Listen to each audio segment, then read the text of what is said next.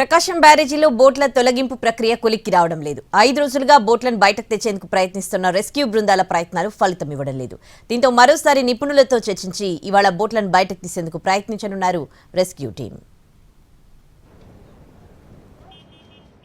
ప్రకాశం బ్యారేజీలో బోట్ల తొలగింపు ప్రక్రియలో ప్రతిష్టంభన కంటిన్యూ అవుతోంది.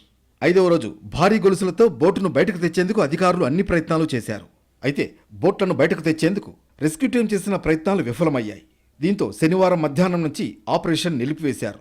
నిపుణులతో చర్చించిన తర్వాత ఇవాళ మళ్లీ బోట్ల తొలగింపు ప్రక్రియ చేపట్టనున్నారు. ప్రకాశం బ్యారేజీ వద్ద బోట్ల తొలగింపు ప్రక్రియ అందరినీ ముప్పుతిప్పలు పెడుతోంది.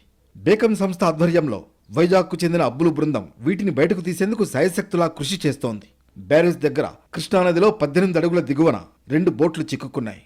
బోట్లు ఒకదానికి మరొకటి లంకిపడి ఉండడంతో బయటకు తీయడం కష్టతరంగా మారింది. అయితే శుక్రవారం సాయంత్రం బోట్లను కలిపిన లింకును అబ్బులు బృందం వేరు చేసింది. బ్యారేజీ నుంచి 200 మీటర్ల దూరం వరకు బోట్లను ప్రొక్లైనర్తో బయటకు లాగేందుకు చర్యలు చేపట్టింది.